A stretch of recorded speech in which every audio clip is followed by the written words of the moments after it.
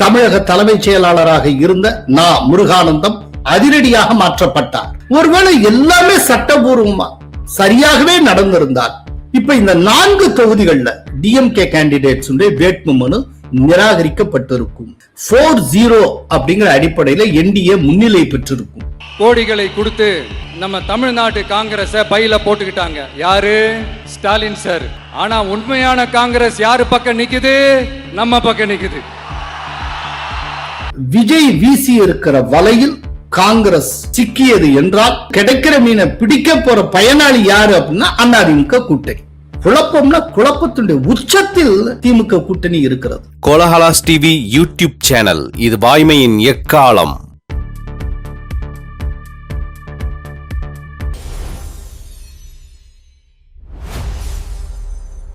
சாட்டையை சுழற்றி இருக்கிறதே தேர்தல் ஆணையம்.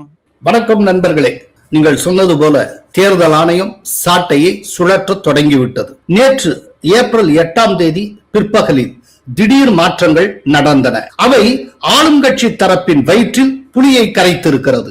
தமிழக தலைமைச் செயலாளராக இருந்த நா. முருகானந்தம் அதிரடியாக மாற்றப்பட்டார். அதற்கான உத்தரவை பிறப்பித்த தேர்தல் ஆணையத்தின் செயலர் லதா திரிபாதி புதிய தலைமைச் செயலாளராக எம். சாய்குமாரை நியமித்தார். சாய்குமாரும் நேற்றே பொறுப்பேற்றுக் கொண்டார். புதிய தலைமைச் செயலாளரான சாய்குமார் எடப்பாடி பழனிசாமி முதல்வராக இருந்தபோது அவரின் முதன்மை தனி செயலராக பணியாற்றியவர். அதே போல லஞ்ச ஒழிப்புத்துறை டிஜிபி பொறுப்பிலிருந்து டேவிட்சன் தேவ ஆசீர்வாதத்தையும் தேர்தல் ஆணையம் மாற்றியது. அவருக்கு பதில் லஞ்ச ஒழிப்புத்துறை டிஜிபியாக சந்தீப் மிட்டல் நியமிக்கப்பட்டிருக்கிறார். அவரும் உடனடியாக பதவியேற்றுக் கொண்டார். மாற்றப்பட்டுள்ள அதிகாரிகள் மறு உத்தரவு வரும் வரை தேர்தல் தொடர்புடைய எந்த பணிகளிலும் ஈடுபடுத்தப்படக்கூடாது என்று தேர்தல் ஆணையம் கண்டிப்பாக உத்தரவிட்டிருக்கிறது. இவ்வளவு பெரிய ஒரு அதிரடி மாற்றம் திடீரென்று நடப்பதற்கு என்ன காரணம்? பின்னணி காரணம் என்ன? அதாவது நேற்றைக்கு முன்தினம் வேட்பு மனுக்கள் தொடர்பான பரிசீலனை நடைபெற்றது. அதுல 4 தொகுதிகளில் ரொம்ப பாரபட்சமாக தேர்தல் நடத்தும் அதிகாரிகள் ரிட்டர்னிங் ஆபீசர்ஸ் முடிவெடுத்தனர் என்று அதிமுக தரப்பில் குற்றச்சாட்டு வைக்கப்பட்டது. அந்த விதமாக ரிட்டர்னிங் ஆபீசர்ஸ் பாரபட்சமாக முடிவெடுப்பதற்கு வெளிப்புற அழுத்தங்கள் இருந்தன. அதுலயும் செக்ரட்டேரியட்ல உத்தரவு வந்தது, இப்படியெல்லாம் கூறப்பட்டது. ஒரு உதாரணத்துக்கு சொல்றேன். இப்ப எடப்பாடி தொகுதியை எடுத்துக்கலாம். எடப்பாடி தொகுதியில் திமுக வேட்பாளர் வேட்புமனு தாக்கல் செய்கிறார். அவருடைய மனைவி டம்மி வேட்பாளராக வேட்புமனு தாக்கல் செய்கிறார். ஆனா அந்த வேட்பாளருடைய வேட்புமனுல மனைவியின் கையெழுத்தும் மனைவியினுடைய வேட்புமனுல வேட்பாளரின் கையெழுத்தும் மாறி மாறி இடம்பெற்றிருந்ததாக தகவல். சோ இந்த தவற அதிமுக ஏஜென்ட்ஸ் கண்டுபிடிச்சு இதை சுட்டிக்காட்டி, எனவே திமுக வேட்பாளருடைய வேட்புமனுவை நிராகரிக்க வேண்டும் என்று கோரிக்கை விடுக்கின்றனர். இதை ஒட்டி அந்த வேட்புமனுவை ஏற்பதா இல்லையா என்பது குறித்த ஒரு பரிசீலனை திடீரென்று நிறுத்தப்பட்டு இருந்ததாக தகவல். இந்த சூழ்நிலையில திடீர்னு அந்த சேலம் மாவட்ட டிஆர்ஓவே ரிட்டர்னிங் ஆபீசர் அலுவலகத்துக்குள் வருகிறார். அதே போல செக்ரட்டேரியட்ல இருந்து சீஃப் செக்ரட்டரியை நேரடியாக உத்தரவிட்டார் என்று ஒரு சில சோர்சஸ் எனக்கு தகவல் கூறின. இதை தாண்டி திடீர்னு செல்வ கணபதி அங்கே ஆஜராகிறார்.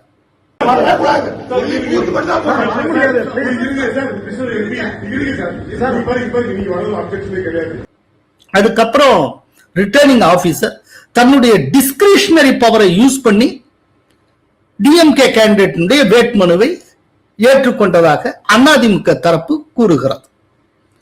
சரி, இது ஒரு பக்கம்னா இன்னொரு பக்கம் சங்ககிரி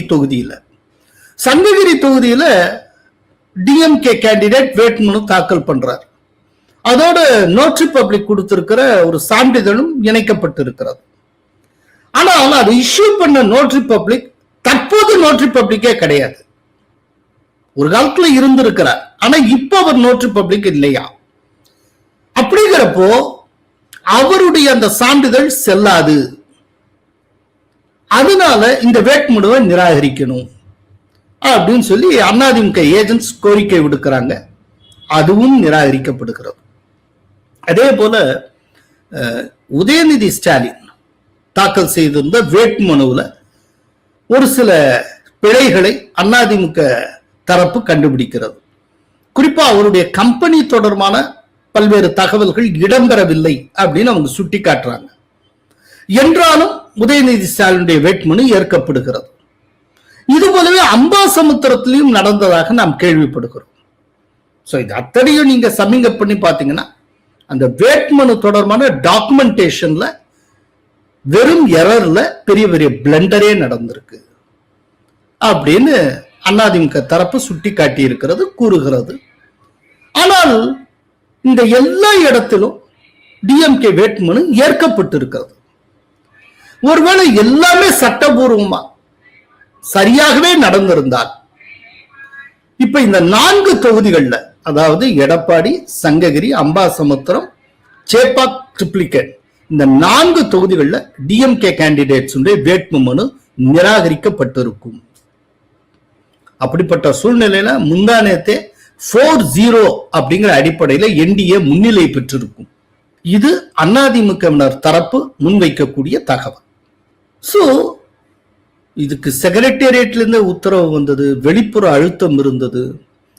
எப்போ எலெக்ஷன் சம்பந்தப்பட்ட அனௌன்ஸ்மெண்ட் வந்ததோ அப்பவே தமிழகத்துல தேர்தலுக்கான நடத்தை விதிமுறைகள் அமலுக்கு வந்துவிட்டன. அப்பல இருந்தே டோட்டலா தேர்தல் ஆணையம் தமிழகத்தை டேக் ஓவர் பண்ணிவிட்டது. இன்னைக்கு டிஎம்கே கவர்மெண்ட்ங்கிறது ஒரு கேர்டேக்கர் கவர்மெண்ட் மட்டும்தான். ஆனால் நடைமுறையில இங்க டிஎம்கே கவர்மெண்ட் தான் இப்பவும் நடந்து கொண்டிருக்கிறது. ஒரு மௌன பார்வையாளராக, ஒரு மியூட் ஸ்பெக்டேட்டராக தேர்தல் ஆணையம் செயல்படுகிறது அப்படிங்கிற குற்றச்சாட்டுகளும் எழுந்தன. இந்த பின்னணியில தான் தேர்தல் ஆணையம் சாட்டையை சுழற்றி இருக்கிறது. அதிரடி மாற்றங்களை அது செய்திருக்கிறது. ஆனால் இந்த மாற்றத்தை, இவ்வளவு அதிரடியான மாற்றத்தை டிஎம்கே எதிர்பார்க்கிறார். அதனால ஸ்டாலின் அவர்கள் ரொம்ப ரேட்டில் ஆகியிருக்கிறார். இப்ப இதற்கு ஸ்டாலின் அவர்கள் என்ன எதிர்வினை ஆற்றினார் அப்படின்னா, அவர் என்ன சொல்லியிருக்கிறாங்க முதல்ல சொல்லிடுறேன். தமிழகத்தில் அதிகாரிகளை மாற்றி ஒருதலை பட்சமான அத்துமீறிய அரசியல் நடவடிக்கையில் தேர்தல் ஆணையம் ஈடுபட்டு இருப்பதற்கு கடும் கண்டனத்தை தெரிவித்துக் கொள்ளுகிறேன். நியாயமான சுதந்திரமான தேர்தலை நடத்த வேண்டிய தேர்தல் ஆணையம் பிஜேபியின் கட்டளைகளை நிறைவேற்றி வருவது வெட்கக்கேடானது. தமிழகம் உள்ளிட்ட எதிர்க்கட்சிகள் ஆளும் மாநிலங்களில் மட்டும் தலைமைச் செயலாளர், டிஜிபி ஆகியோரை மாற்ற பிஜேபி தூண்டிவிடும் காட்டு தர்பாரை பிரதிபலிக்கிறது அப்படின்னு அவர் சொல்லியிருக்கிறார். பாஜக மாநிலங்களில் நடக்கிற தேர்தலில் இப்படித்தான் அதிகாரிகளை கூண்டோடு மாத்தினாங்களா? பீகார்ல தேர்தல் நடந்துச்சு, அங்க இப்படித்தான் தலைமைச் செயலாளர், டிஜிபி எல்லாம் மாத்தினாங்களா? இங்க மட்டும் முக்கிய அதிகாரிகள், அதுவும் சேலம் கலெக்டர் போன்றவர்களை மாத்தப்படுறாங்கன்னா இது யாருக்கு உதவுவதற்காக நடக்குதுன்னு மக்களுக்கு சந்தேகம் வராதா? இது அவர் முன்வைக்கக்கூடிய ஒரு முக்கியமான வாதம் என்னன்னா, தமிழகம் உள்ளிட்ட எதிர்க்கட்சிகள் ஆளும் மாநிலங்கள்ல மட்டும் இந்த தலைமைச் செயலாளர் இவங்க எல்லாம் மாற்றப்படுகிறார்கள் அப்படின்னு அவர் சொல்லுகிறார். அவர் ஒரு சிஎம் பொசிஷன்ல இருக்கிறவர் இந்த அளவுக்கு ஆய்வு கண்ணோட்டம் இல்லாமல் சொல்லியிருப்பது வருத்தத்துக்குரியது. இப்ப தமிழகத்துக்கு பக்கத்துல இருக்கக்கூடிய மாநிலம் கேரளம். கேரளத்துல தலைமைச் செயலாளர் மாற்றப்படலையே. 2025 மே 1ஆம் தேதியிலிருந்து டாக்டர் ஏ ஜெயதிலக் IAS அவர்கள் அங்க தலைமைச் செயலாளராக இருக்கிறார். இப்பவும் நான் பேசிட்டு இருக்க இந்த நொடியிலும் அவர்தான் தலைமைச் செயலாளர்.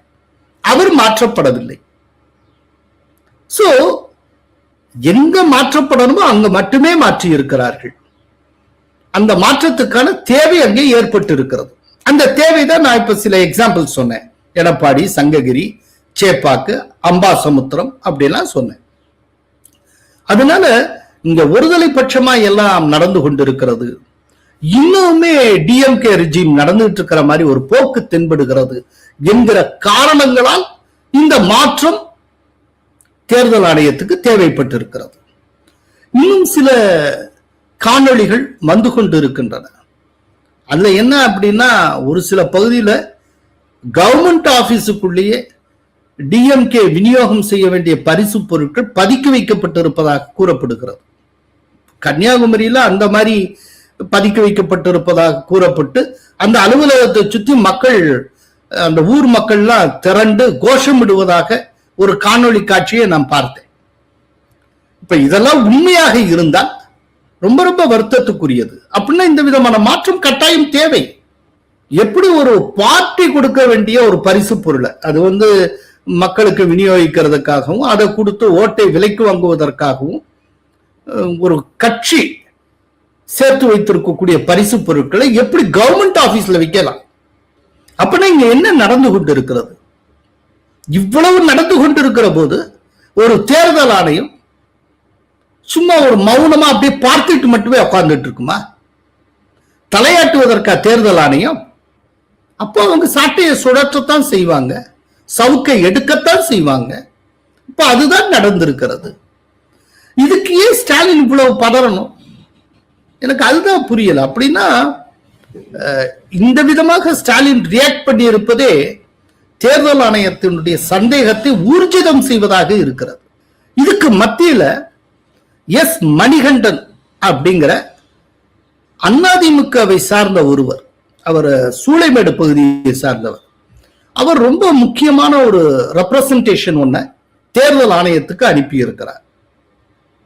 அவர் தேர்தல் ஆணையத்துக்கு எழுதியிருக்கக்கூடிய கடிதத்துல என்ன சொல்லி இருக்கிறார் அப்படிங்கிறத பார்க்கலாம். மாண்புமிகு எதிர்க்கட்சி தலைவரும், இதுல ஒரு முக்கியமான விஷயத்த சொல்லிடுறேன். அந்த ரெப்ரசன்டேஷன் ஆங்கிலத்துல இருக்கு, ஆனால் அதனுடைய தமிழாக்கத்தை தான் இப்ப நான் உங்கள்கிட்ட கொடுக்கிறேன். மாண்புமிகு எதிர்க்கட்சி தலைவரும் தமிழகத்தின் முன்னாள் முதல்வருமானவர் போட்டியிடக்கூடிய எடப்பாடி தொகுதி உள்பட மாநிலம் முழுவதிலும் உள்ள பல தேர்தல் நடத்தும் அலுவலர்கள் வெளிப்புற தலையீட்டுக்கு உட்படுத்தப்பட்டுள்ளனர். தேர்தல் கட்டமைப்பின் கீழ் பரிந்துரைக்கப்பட்ட சட்டபூர்வ கட்டளை சங்கிலிக்குள்ளேயோ, அதாவது இந்த ஹையரார்கி அதுக்குள்ளேயோ, அல்லது தேர்தல் அதிகாரிகளின் பகுதியாகவோ இல்லாத மூன்றாம் தரப்பு அதிகாரிகளிடமிருந்து அறிவுறுத்தல்களை பெற்றுள்ளனர் என்பதும் வெளிச்சத்துக்கு வந்துள்ளது. இந்த நிகழ்வு தேர்தல்களை நடத்தும் பொறுப்பை ஏற்றுள்ள அதிகாரிகளின் சுதந்திரம் மற்றும் நடுநிலைமை குறித்து கடுமையான கவலைகளை எழுப்புகிறது. எடப்பாடி தொகுதியில் வேட்புமனு பரிசீலனை நாளான 7/4/2026 அன்று மாவட்ட வருவாய் அலுவலர் டிஆர்ஓ, நாடாளுமன்ற உறுப்பினர் செல்வ கணபதி மற்றும் தற்போதைய சட்டப்பேரவை உறுப்பினர் எல் பரந்தாமன் ஆகியோரின் நேரடியான மற்றும் தேவையற்ற தலையீடு இருந்தது என்பதை முன்னிலைப்படுத்துவது மிகவும் பொருத்தமானது. வேட்பு மனுக்களுடன் தாக்கல் செய்யப்பட்ட பிரமாண பத்திரத்தில் கடுமையான குறைபாடுகள் மற்றும் முரண்பாடுகள் இருந்த போதிலும் பரிசீலனை நடவடிக்கைகளின் போது கணிசமான ஆட்சேபனைகள் எழுப்பப்பட்ட போதிலும் திராவிட முன்னேற்ற கழக வேட்பாளர் திரு காசியின் வேட்புமனுவை ஏற்குமாறு எடப்பாடி தொகுதியின் தேர்தல் நடத்தும் அலுவலருக்கு அறிவுறுத்தல்களை வழங்குவதில் இந்த தனிநபர்கள் ஈடுபடுத்தப்பட்டிருந்தனர் என்பது நம்பத்தகுந்த முறையில் அறியப்பட்டுள்ளது. மேலும் சங்ககிரி, சேப்பாக்கம் மற்றும் அம்பாசமுத்திரம் உள்ளிட்ட பிற தொகுதிகளிலும் இதே போன்ற சம்பவங்கள் நிகழ்ந்துள்ளன. அங்கு திமுக வேட்பாளரின் வேட்பு மனுக்கள் தலைமைச் செயலகத்தில் உள்ள உயர் நிர்வாக அதிகாரிகளிடமிருந்து வந்த வெளிப்புற அறிவுறுத்தல்களின் கீழ் ஏற்கப்பட்டுள்ளன. இந்திய தேர்தல் ஆணையம் பின்வருவனவற்றை செய்யுமாறு மிகவும் பணிவன்புடன் கேட்டுக்கொள்ளப்படுகிறது அப்படின்னு சொல்லி பல்வேறு அதிகாரிகளுடைய பொசிஷன், அவங்க பேரு எல்லாத்தையும் மென்ஷன் பண்ணி இந்த அதிகாரிகளை மாற்ற வேண்டும், இந்த அதிகாரிகளை பணியிடை நீக்கம் செய்ய வேண்டும் அப்படிலாம் கோரிக்கை விடுக்கப்பட்டிருக்கிறது. இது நேற்றைக்கு இந்த ரெப்ரசன்டேஷன் தேர்தல் ஆணையத்துக்கு போயிருக்கிறது. சோ இதெல்லாம் தான் பின்னணி காரணம். இந்த காரணத்தின் அடிப்படையில தான் இன்றைக்கு இந்த அதிரடி மாற்றங்கள் நடந்துள்ளன. ஆக்சுவலா இப்ப நடந்திருக்கக்கூடிய இந்த அதிரடி மாற்றம், தலைமைச் செயலாளர், அதே போல லஞ்ச ஒழிப்பு டிஜிபி மாற்றம், இது இந்த லெவலோட நிக்காது அப்படின்னு நினைக்கிறேன். அடுத்த 2 நாட்களில் மேலும் சில அதிரடி மாற்றங்கள் நடக்கக்கூடும் அப்படின்னு நான் கேள்விப்படுகிறேன். இதுல ரொம்ப முக்கியமான ஒரு விஷயத்தை நான் சொல்லி ஆகணும். என்னன்னா, இப்படி ஒரு அதிரடி மாற்றம் நடக்க போகிறது அப்படிங்கறத நேற்றைக்கு மத்தியானமே நம்முடைய மூத்த பத்திரிகையாளர் டெல்லி ராஜகோபாலன் ஸ்மெல் பண்ணியிருந்தார். கிட்டத்தட்ட ஒரு மணி வாக்குல எனக்கு அவர் ஒரு தகவல் அனுப்பியிருந்தார். தேர்தல் ஆணையம் முக்கியமான நடவடிக்கை எடுக்க போகிறது, ஏதோ ஒன்று அதிரடியாக நடக்க போகிறது, எனக்கு தேர்தல் ஆணைய வட்டாரங்கள்ல இருந்து நான் அதை ஸ்மெல் பண்ணினேன் அப்படின்னு சொல்லி அனுப்பிச்சிருந்தார். அவர் சொன்ன ஒரு 2 மணி நேரத்திலயோ இல்லாட்டி 2.5 மணி நேரத்துல இந்த அதிரடி மாற்றம் நடந்தது. சோ இந்த மாற்றம் இதோடு நிற்காது, தொடரும் அப்படின்னு நம்ம எதிர்பார்க்கலாம். காங்கிரஸ்காரர்களை தன் பக்கம் இழுத்திருக்கிறாரே விஜய். திருநெல்வேலி, தென்காசி மாவட்டங்களில் தமிழக வெற்றிக் கழகம் சார்பில் போட்டியிடும் வேட்பாளர்கள் அறிமுக கூட்டம் பாளையங்கோட்டை KTC நகரில் நேற்று புதன்கிழமை நடைபெற்றது. அந்த கூட்டத்தில் பங்கேற்று தாவேகாவுடைய தலைவர் விஜய் பேசினார். இப்ப பேசுறப்போ அவர் ரொம்ப பொடி வச்சு ஒரு முக்கியமான விஷயத்தை சொல்லிவிட்டு சென்றார். அது என்னங்கிறத சொல்றேன். திமுகவினர் சில பல கோடிகளை கொடுத்து தமிழக காங்கிரசாரை தங்கள் சட்டைப்பையில் போட்டுக்கொண்டு விட்டனர். ஆனால் உண்மையான காங்கிரஸ்காரர்கள் தாவேகா பக்கம்தான் உள்ளனர். சிறுபான்மை மக்களுக்கானவர்கள் என்ற திமுகவின் சாயம் வெளுத்து விட்டது என்று விஜய் கூறியிருந்தார். சில பல கோடிகளை கொடுத்து நம்ம தமிழ்நாட்டு காங்கிரஸை பையில போட்டுக்கிட்டாங்க. யாரு? ஸ்டாலின் சார். ஆனா உண்மையான காங்கிரஸ் யாரு பக்கம் நிக்குது? நம்ம பக்கம் நிக்குது. சிறுபான்மை மக்களோட அந்த திமுக சாயம் வெளுத்து போச்சே. இந்த விஜய் என்னடானா மதச்சார்பற்ற கொள்கையோட உண்மையான ஒரு முகமா இருக்கிறானே. இந்த சிறுபான்மை மக்கள் வேற இந்த விஜய் பக்கம் தானே நிக்கிறாங்க அப்படின்ட்டு இந்த திமுகவுக்கும் பாஜகவுக்கும் என் மேல காண்டு. அதாவது பல தடவை பல காணொலிகள்ல தெரிவிச்ச ஒரு விஷயம், இந்த தடவை காங்கிரசுக்கும் டிஎம்கேக்கும் இடையில எதுவும் ஜெல்லாகல, முரண்பாடு முற்றி இருக்கிறது. அதனால திமுகவினர் போட்டியிடக்கூடிய தொகுதிகள்ல காங்கிரஸ்காரர்கள் திமுகவுக்கு போடாமல் தாவேகாவுக்கு போடுவதற்கு வாய்ப்பு உண்டு அப்படின்னு நான் சொல்லியிருக்கேன். இவ்வளவு நடந்ததுக்கு அப்புறம் காங்கிரஸ்காரன் ஓட்டு டிஎம்கேக்கு போகுமா அப்படின்னு கேட்கறது வேற, முதல்ல காங்கிரஸ்காரர்கள் ஓட்டு காங்கிரஸ் கேண்டிடேட்ஸ்க்கு போகுமான்னு தெரியல. அப்படின்னா யாருக்கு போகும்? அதை அறுவடை செய்யக்கூடிய வாய்ப்பை தாவேகா பெறும் என்று நான் நம்புகிறேன். அதனால்தான் ராகுல் காந்தி இப்ப வரைக்கும் தமிழ்நாடு பக்கமே வருவாராங்கிறதும் டவுட்டா இருக்கு.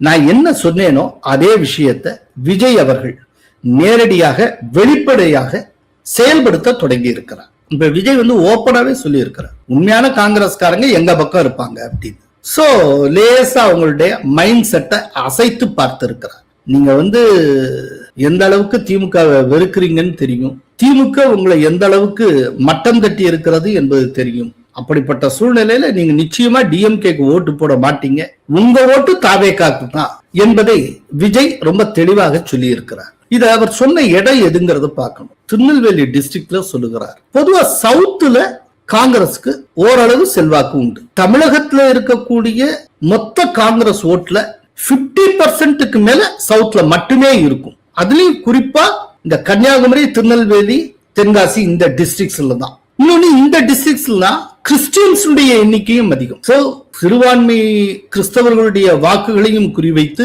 விஜய் அவ்வாறு பேசியிருக்கிறார். காங்கிரஸ்காரர்களுடைய வாக்குகளையும் குறிவைத்து அவர் பேசுகிறார். அது காங்கிரஸ்காரர்கள் பேரை சொல்லியதான் அவர் பேசுறார், அதுல ஒளிவு மறைவே கிடையாது. அப்படின்னா இது என்னன்னா சவுத்துல திட்டவட்டமாக டிஎம்கே வெற்றி வாய்ப்பை பாதிக்கும். விஜய் இந்த விதமா வெளிப்படையா அறைகூவல் விடுக்கவில்லை என்றாலும் சவுத்துல இருக்கக்கூடிய காங்கிரஸ்காரங்க டிஎம்கேக்கு வாக்களிப்பார்களா என்பது சந்தேகம். அது ரொம்ப ரொம்ப ஹைலி டவுட்ஃபுல். அப்படிங்கிறப்போ டிஎம்கேக்கு போகக்கூடிய காங்கிரஸ் ஓட்டுகள் தாவேகா பக்கம் இடம் மாறினா டிஎம்கேக்கும் ஏடிஎம்கேக்கும் இடையிலான மார்ஜின் அது வேற ஒரு விதமா இருக்கும். அதனால டிஎம்கே கீழே போய் ஏடிஎம்கே அப்பர் ஹேண்ட் எடுக்கிறதுக்கு ஒரு பெரிய வாய்ப்பு சவுத்துல இப்ப ஏற்பட்டு இருக்கிறது. சவுத்துல டிஎம்கே கேண்டிடேட்ஸ்க்கு டிஎம்கே ஓட்டு மட்டும்தான் கிடைக்கும் அப்படிங்கிற ஒரு சூழ்நிலை ஏற்பட்டு இருக்கு. டிஎம்கே தன்னுடைய வாக்குகளை மட்டுமே வைத்துக் கொண்டு ஜெயிப்பது மிக மிக கடினம். தென்காசியிலும் திருநெல்வேலியும் கணிசமான வாக்குகள் காங்கிரசுக்கு உண்டு. அந்த வாக்குகள்ல பெரும்பகுதியை தாவேகா பெற்றால் தாவேகா கணிசமான வாக்குகளை பெறும், வாக்கு சதவீதத்தை பெறும், ஆனால் வெற்றி பெற முடியாது. சோ அதனுடைய அல்டிமேட் பெனிஃபிஷியரியா ஏடிஎம்கே கூட்டணியை சார்ந்த கேண்டிடேட்ஸ் இருப்பாங்க.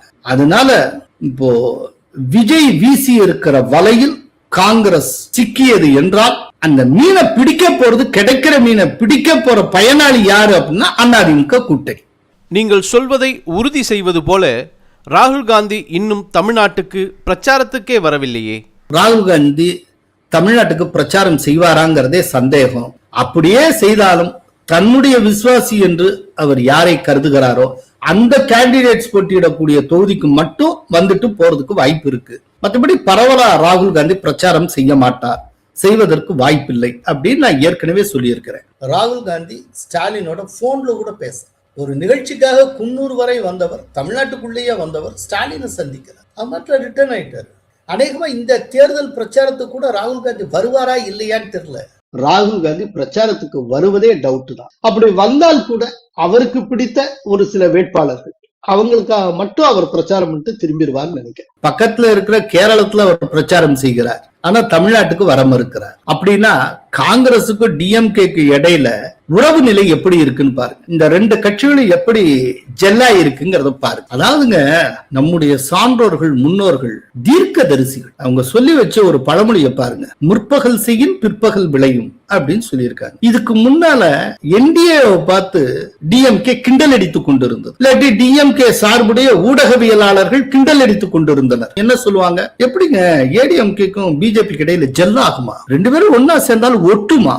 இன்னைக்கு பாருங்க, இந்த மாதிரியான அத்தனை கேள்விகளையும் டிஎம்கே கூட்டணியை பார்த்து இப்ப எல்லாருமே கேட்டுக்கிட்டு இருக்காங்க. இத்தனைக்கும் ஊடகங்களுடைய தூண்டுதல் இல்லாமலேயே ஒவ்வொரு சாதாரண தமிழ்நாட்டில் வசிக்கிற ஒவ்வொரு ஓட்டரும் இந்த கேள்வியை கேட்கிறான். இன்னைக்கும் ஏடிஎம்கேக்கும் பிஜேபிக்கும் மெயின் ஸ்ட்ரீம் மீடியாவோட சப்போர்ட் கிடையாது, டிவி சேனல் சப்போர்ட் கிடையாது. வெறும் இந்த சோசியல் மீடியா நம்பித்தான் ஏதோ வண்டியை ஓட்டிட்டு இருக்காங்க. அப்படி இருந்து இன்னைக்கு ஒவ்வொரு தமிழ்நாட்டினுடைய ஒவ்வொரு வாக்காளனும் இந்த கேள்வியை கேட்கிறான்.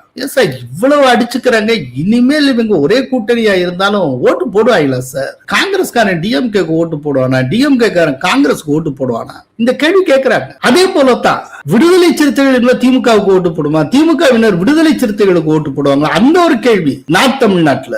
ஏன்னா வேட்பாளரை அறிமுகப்படுத்துகிறார் திருமாவளவன், அது ரொம்ப மகிழ்ச்சிக்குரிய ஒரு நிகழ்வா இருக்கணும்ல. அந்த அறிமுகப்படுத்துறத அவர் தன்னுடைய காணொலியில புலம்பிக் கொண்டே செய்கிறார். அவர் ஒரு மகிழ்ச்சியாக இல்லை என்பதை அவர் பயன்படுத்திய வார்த்தைகள் தெரிவிக்கின்றன. உளவியல் சிக்கல் அப்படிலாம் அவர் சொல்லுகிறார். இன்னும் பல வருத்தங்கள் வழிகள் நமக்கு உண்டுதான். இதுதான் தேர்தல் அரசியல். இந்த தேர்தல் அரசியலை நாம் எதிர்கொண்டாக வேண்டும். ஒரு நீண்ட நெடிய உளவியல் போராட்டங்களுக்கு பின்னர் பலரோடும் கலந்தாய்வு செய்த நிலையில் நம்முடைய கட்சியை எப்படி வலுப்படுத்த இருக்கிறோம் என்பதையெல்லாம் கணக்கில் கொண்டு நான் இந்த வேட்பாளர் பட்டியலை அறிவிக்க இருக்கிறேன். நாங்க இதை கேட்டோம், வேற ஒண்ணு கொடுத்தாங்க, அதை கேட்டோம், இன்னொன்னு கொடுத்தாங்க. நாங்க பல்லாவரத்தை கேட்டோம், பண்ருட்டியை கொடுத்தார்கள், அரூரை கேட்டோம், அரக்கோணத்தை தந்தார்கள் அப்படின்னு புலம்புறாரு. அரூர் வேண்டும் என்று வலியுறுத்தி கேட்ட நிலையில் நமக்கு அரக்கோணத்தை தந்தார்கள். பல்லாவரம் வேண்டும் என்று கேட்ட நிலையில் பண்ருட்டியை தந்தார்கள். ஒரு வேட்பாளர் அறிமுகங்கிறது எவ்வளவு மகிழ்ச்சியா எந்தூசியாஸ்டிக்கா பேச வேண்டிய ஒரு விஷயம். அதுல கிட்டத்தட்ட ஒரு கண்ணீர் வெடித்துக் கொண்டு பேசுகிற அந்த டோன்ல திருமாவளவன் பேசினார். அது ஹைலைட் என்னன்னா, அன்னைக்கு பேஜ்ல கடைசியா சொல்லுகிறார், காட்டுமன்னார் கோயிலில் நானே போட்டியிடுகிறேன் அப்படின்னு. இந்த சட்டமன்ற பொதுத் தேர்தலுக்கு பிறகு தமிழ்நாட்டு அரசியல் சூழல் வெகுவாக மாற இருக்கிறது. இந்த நிலையில் காட்டுமன்னார் கோவிலில் நான் வேட்பாளராக போட்டியிடுகிறேன். காட்டுமன்னார் கோவிலில் தொல் திருமாவளவன். கடைசியா என்னெல்லாமோ நடக்குது. உடனே திருமாவளவனை சந்திக்க பல தலைவர்கள் தூது போகிறார்கள். எம்ஆர்கே பன்னீர்செல்வம் உட்பட பல பேர் சந்தித்ததாக தகவல். திடீர்னு ஒரு அந்தர் பல்டி, நான் காட்டுமன்னார் கோயிலில் போட்டியிட போவதில்லை, வியூகத்தை மாற்றுகிறேன், முடிவை மாற்றுகிறேன் அப்படின்னு. என் நிலைப்பாட்டை தள்ளி வைக்கிறேன், என் உத்தியை மாற்றி அமைக்கிறேன். நான் போட்டியிடுவதாக அறிவிக்கப்பட்ட காட்டுமன்னார் கோவில் தொகுதியில் மறைந்த தலைவர் ஐயா இளைய பெருமாள் அவர்களின் இளைய மகன் ஜோதிமணி அவர்கள் வேட்பாளராக போட்டியிடுவார். மாத்தி மாத்தி என்னதான் பிரச்சனை? குழப்பம்னா குழப்பத்தினுடைய உச்சத்தில் திமுக கூட்டணி இருக்கிறது. அதனால இந்த முறை திமுக வேட்பாளர்களுக்கு பொதுமக்கள் வாக்களிப்பார்களா இல்லையா அப்படிங்கறதுல ரெண்டாவது விஷயம். முதல்ல திமுக வேட்பாளர்களுக்கு திமுக கூட்டணியில் இருக்கக்கூடிய கட்சியினரே வாக்களிப்பார்களா இல்லையா அப்படிங்கறதே சந்தேகத்துக்குரியதாக மாறி இருக்கிறது. அப்படின்னா திமுக கூட்டணியுடைய வெற்றி வாய்ப்பு எப்படி இருக்குங்கிறத பாத்துக்க. இந்த ஒரு சில கருத்து கணிப்புகள் பேரெல்லாம் சொல்ல விரும்பல, அவங்க வேற விதமாலாம் ப்ரொஜெக்ட் பண்றாங்க. அது ஏன் ப்ரொஜெக்ட் பண்றாங்க அப்படிங்கிறதுக்கான காரணத்தை எலெக்ஷன் முடிஞ்சதுக்கு அப்புறம் வெளிப்படையா சொல்லலாம், இப்போ பேச வேண்டாம்னு நினைக்கிறேன். நேற்றுக்கே டைம்ஸ் நவ் தொலைக்காட்சியில ஏன் ஜேவிசியோடது வரல அப்படிங்கிறதுக்கான காரணத்தை கோடிட்டு காட்டி இருக்கிறேன். முடிஞ்ச வரைக்கும் பாலிஷ்டா சொல்லியிருக்கேன். என்னுடைய கருத்து கணிப்பு முடிவுகளை நான் மாற்றிக்கொள்ள மாட்டேன் அப்படிங்கிற கடைசியில டைம்ஸ் நவ்ல அவருக்கு வாய்ப்பளிக்கப்படவில்லை. பட் நம்முடைய ஆடியன்ஸ் ரொம்ப ஷார்ப், ரொம்ப எலைட் ஆடியன்ஸ், கோலாகலாஸ் டிவியுடைய ஆடியன்ஸ். அவங்க தரவா இதை புரிஞ்சிட்டு இருப்பாங்க. அதே போல காரணம் தமிழ்நாட்டிலும் இருக்கு. அதனால தமிழ்நாட்டில் ஒரு சில மீடியாஸ் தேர்தல் வரைக்கும் எதிர்த்தரப்புக்கு முட்டு கொடுக்க முயற்சி செய்து கொண்டு இருக்கின்றன. பார்க்கலாம் யாரு என்ன முட்டு கொடுத்தா என்ன, பொதுமக்கள் ஓட்டு போட்டா தானே ஜெயிக்க முடியும். ரிசல்ட் அன்னைக்கு நம்ம பார்க்கத்தானே போறோம். நன்றி, வணக்கம். கோலஹலாஸ் டிவி யூடியூப் சேனல், இது வாய்மையின் எக்காலம்.